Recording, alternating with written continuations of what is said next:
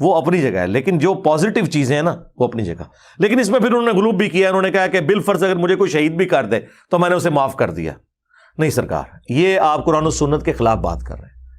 جو اسلام میں معافی کی روش اختیار کرنے کا کہا گیا ہے نا، وہ عام معاملات میں قتل کے اوپر معافی نہیں ہے. مرزا جیلمی نے دعوت اسلامی کے خلاف ایک منفی پروپیگنڈا کرتے ہوئے ایک کلپ ریکارڈ کروا کے اپلوڈ کیا ہے، جس میں بہت سارے کذبات، جھوٹ اور مغالطات کا اور بہتانات کا سہارا لے کے سیدھے سادے سنی مسلمانوں کو تحریک دعوت اسلامی سے بدظن اور متنفر کرنے کی کوشش مرزا جیلمی نے کی ہے. مرزا جیلمی نے جو الزامات اور بہتانات دعوت اسلامی پر لگائے اور جو مغالطات مرزا جیلمی نے دیے ہیں، ایک ایک پر بات کی جائے تو طویل وقت درکار ہے. مشت از خروارے میں ان میں سے چند باتیں آپ کے سامنے رکھ دیتا ہوں، جس سے آپ بخوبی سمجھ جائیں گے کہ مرزا جیلمی نے جو باتیں کی ہیں ان کے اندر کتنی صداقت اور کتنی سچائی ہے، اور یہ کس انداز سے جو ہے نا وہ سینہ تان کے بڑی بے باکی کے ساتھ جھوٹ اور کذبات کا سہارا لیتے ہوئے جو ہے وہ لوگوں کو دعوت اسلامی سے بدظن کرنے کے لیے منفی پروپیگنڈا کرتا ہے. ان میں سے ایک بات مرزا جیلمی نے یہ کی ہے کہ دعوت اسلامی کے امیر نے یہاں تک کہہ دیا کہ اگر کوئی شخص مجھے شہید کر جائے تو میں نے اپنے قاتل کو معاف کر دیا. کہتا ہے یہ جو قاتل کو معاف کرنا ہے یہ قرآن و سنت کے خلاف ہے. کوئی شہید بھی کر دے تو میں نے اسے معاف کر دیا. نہیں سرکار، یہ آپ قرآن و سنت کے خلاف بات کر رہے ہیں. قرآن و سنت کے یہ خلاف ہے. صرف اسی بات کو آپ لے لیں کہ کیا قاتل کو معاف کرنا یہ قرآن و سنت کے خلاف ہے. قرآن اور سنت اس پر ہماری کیا رہنمائی کرتی ہے؟ تو اس سلسلہ میں قرآن مجید فرقان حمید کی سورۃ البقرہ کی آیت نمبر 178 نمبر آیت میں اللہ رب العزت نے جہاں قصاص کا ذکر کیا ہے، قاتل سے قصاص لینے کا، تو ساتھ ہی اللہ رب العزت نے معافی کی فضیلت کو بھی بیان فرمایا. ارشاد فرمایا اعوذ باللہ من الشیطان الرجیم بسم اللہ الرحمن الرحیم یا ایہا الذین آمنوا کتب علیکم القصاص فی القتلى، اے ایمان والو تم پر فرض ہے کہ جو ناحق مارے جائیں ان کے خون کا بدلہ لو. الحر بالحر والعبد بالعبد والانثى بالانثى، آزاد کے بدلے آزاد اور غلام کے بدلے غلام اور عورت کے بدلے عورت. فمن عفی له من اخیہ شیء فاتباع بالمعروف واداء الیہ باحسان، تو جس کے لیے اس کے بھائی کی طرف سے کچھ معافی ہوئی تو بلائی سے تقاضا ہو اور اچھی طرح ادا. ذالک تخفیف من ربکم ورحمہ، یہ تمہارے رب کی طرف سے تمہارا بوجھ ہلکا کرنا ہے اور تم پر رحمت ہے. فمن عفی له من اخیہ شیء، تو جس کے لیے اس کے بھائی کی طرف سے کچھ معافی ہو. یہاں تو معافی کا ذکر ہے، اور اس معافی کو اللہ رب العزت فرماتا ہے یہ تمہارے رب کی طرف سے تمہارے لیے تخفیف ہے، ورحمہ اور رحمت ہے. جو اللہ کی طرف سے تخفیف اور بوجھ کو ہلکا کرنا اور رحمت ہے. مرزا جیلمی کہتا ہے کہ یہ قرآن و سنت کے خلاف ہے اگر کوئی بندہ قاتل کو معاف کر دیتا ہے. اور نبی پاک صلی اللہ علیہ وآلہ وسلم کی سنت پاک اس سلسلہ میں کیا ہے؟ سنن ابن ماجہ کے اندر امام ابن ماجہ نے سیدنا انس ابن مالک رضی اللہ تعالیٰ عنہ سے صحیح حدیث ذکر کی ہے، 2692 نمبر حدیث ہے، اور اس باب کا عنوان قائم کیا ہے باب العفو فی القصاص، قصاص لینے میں معافی دینے کا بیان، معاف کر دینے کا، عفو اور درگزر کرنے کا بیان. سیدنا انس بن مالک رضی اللہ تعالیٰ عنہ فرماتے ہیں، اور یہ حدیث دیگر اور کئی کتب کے اندر موجود ہے، فرماتے ہیں ما رفع الی رسول اللہ صلی اللہ علیہ وآلہ وسلم شیء فیہ القصاص الا امر فیہ بالعفو. نبی پاک علیہ الصلوۃ والسلام کی بارگاہ اقدس میں قصاص کے متعلقہ جو بھی مقدمہ پیش کیا جاتا تو آپ صلی اللہ علیہ وآلہ وسلم اس میں معاف کر دینے کا حکم دیتے. معاف کر دینے کا سنت یہ ہے. اور مرزا جیلمی کہتا ہے قاتل کو معاف کر دینا قرآن و سنت کے خلاف ہے. سنت تو یہ ہے کہ نبی پاک علیہ الصلوۃ والسلام خود سفارش کرتے تھے، خود نبی پاک علیہ الصلوۃ والسلام حکم دیتے تھے کہ قاتل کو معاف کر دیا جائے. جس چیز کی حضور علیہ الصلوۃ والسلام ترغیب دیتے ہیں، حکم دیتے ہیں، مرزا جیلمی اس کو کہہ رہا ہے کہ یہ سنت کے خلاف ہے. اور پھر سنن نسائی کے اندر امام نسائی 4727 نمبر حدیث لے کے آئے. سیدنا والی بن حجر رضی اللہ تعالیٰ عنہ فرماتے ہیں کہ نبی پاک صلی اللہ علیہ وآلہ وسلم کی بارگاہ اقدس میں قتل کا ایک مقدمہ پیش کیا گیا تو نبی کریم علیہ الصلوۃ والسلام نے مقتول کے وارث کو ترغیب ارشاد فرمائی کہ قاتل کو معاف کر دیا جائے. حضور نے ترغیب دی، اس نے انکار کیا. پھر نبی پاک علیہ الصلوۃ والسلام نے بار بار جب ترغیب ارشاد فرمائی تو اس مقتول کے وارث نے قاتل کو معاف کر دیا. رسول اللہ صلی اللہ علیہ وآلہ وسلم کے کہنے سے، حضور کے ترغیب دینے سے مقتول کے وارث نے قاتل کو معاف کر دیا. یہ سنت ہے. اور سنن ابی داؤد کے اندر امام ابو داؤد 4501 نمبر حدیث لے کے سیدنا وائل ابن حجر رضی اللہ تعالی عنہ ہی سے کہ نبی پاک صلی اللہ علیہ وسلم کی بارگاہ اقدس میں جب قتل کا مقدمہ پیش کیا گیا تو آپ علیہ الصلوۃ والسلام نے مقتول کے وارث کو ترغیب دی ہے قاتل کو معاف کر دینے کی.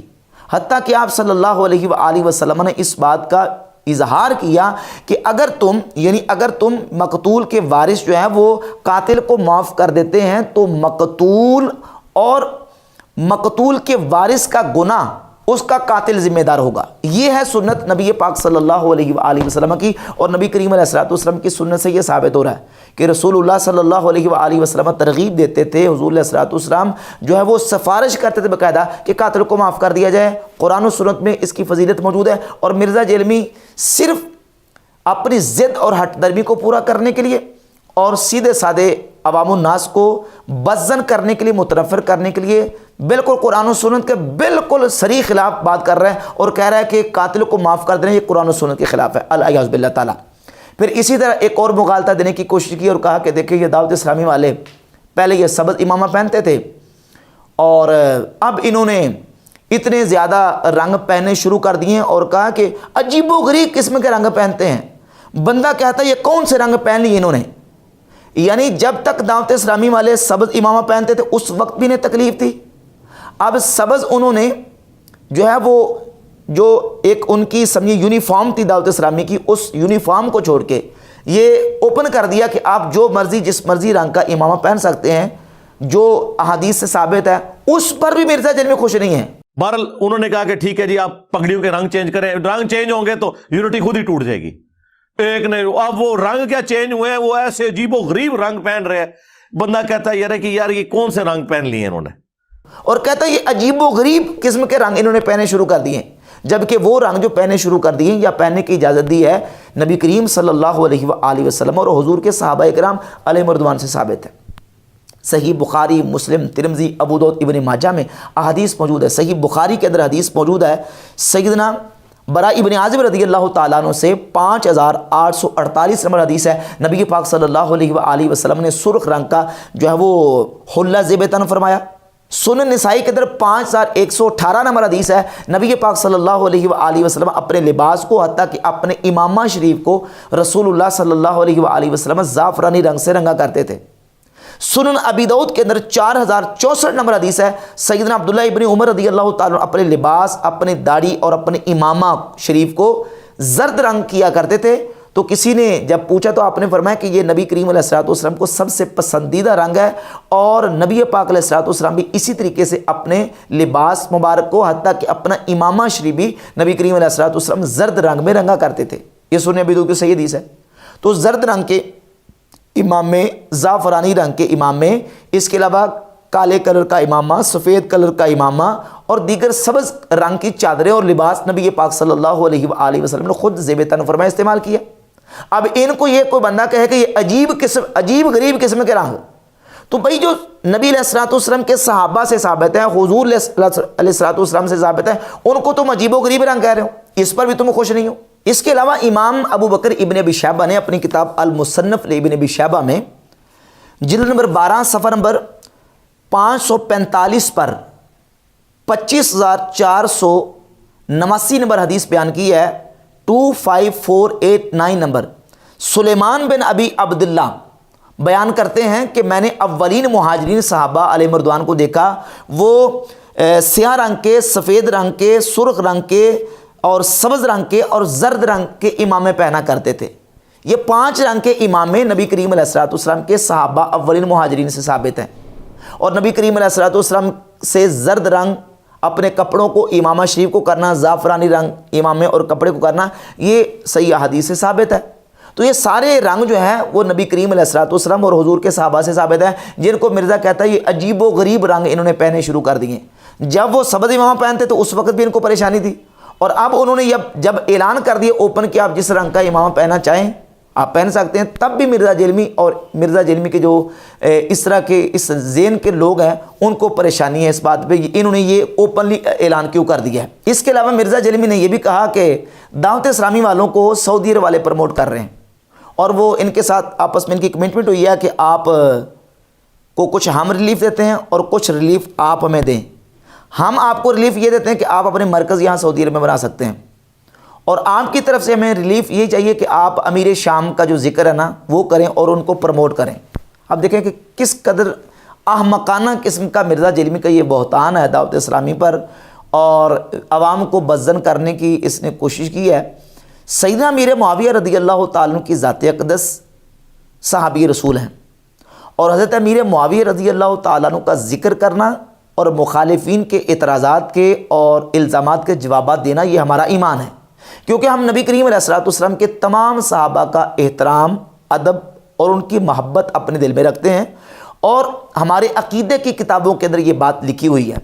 جہاں تک سیدنا امیر معاویہ رضی اللہ تعالیٰ عنہ کا تعلق ہے تو ظاہر ہے کہ جس قدر سیدنا امیر معاویہ رضی اللہ تعالیٰ عنہ پر تان کیے گیا، ان پر بہتانات اور الزامات لگائے گئے، اور جو نا وہ اس دور میں مرزا جیلمی جیسے لوگوں کی طرف سے، جبکہ یہ خود بندہ وہ ہے جو ایک وقت تک سیدنا امیر معاویہ رضی اللہ تعالیٰ عنہ کی عظمت کا بھی قائل رہا، فضائل بھی بیان کرتا رہا، خود اپنی زبانی اس نے یہ بات مانی ہے، تسلیم کی ہے کہ سیدنا امیر معاویہ رضی اللہ تعالیٰ عنہ کی اور کو فضیلت ہو نہ ہو، اتنی فضیلت ضرور ہے کہ وہ نبی علیہ السلام کے صحابی ہیں، صحابیوں نے کی فضیلت کو مانا۔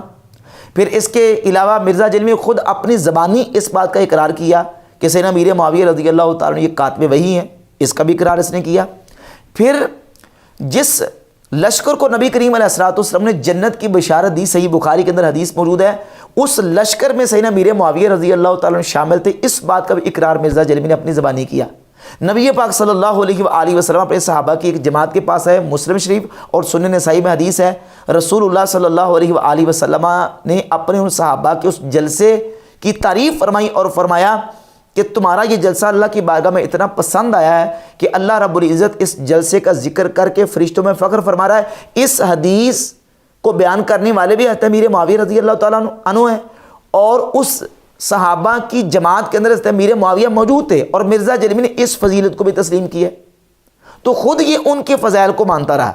اگر حضرت امیر معاویہ رضی اللہ تعالیٰ عنہ کے فضائل کو بیان کرنا ناسبیت اور خارجیت ہے، تو امیر معاویہ کے فضائل کے اوپر تو امام ترمذی نے پورا چیپٹر قائم کیا ہے، امام احمد ابن حنبل نے فضائل الصحابہ کے اندر پورا باب قائم کیا ہے حضرت امیر معاویہ رضی اللہ تعالیٰ کے فضائل کے اوپر، اور اہل سنت و جماعت کا شروع سے یہ نظریہ اور عقیدہ چلا آ رہا ہے کہ نبی کریم صلی اللہ علیہ وآلہ وسلم کی جمیع صحابہ وہ قابل احترام ہیں، اور ان کا ادب و احترام کرنا، اور بالخصوص جن صحابہ کے اوپر الزامات اور زیادہ اعتراضات کیے جاتے ہیں ان کا دفاع کرنا بھی ہمارا ایمان ہے، وہ تو ہمارا ایمانی تقاضا ہے۔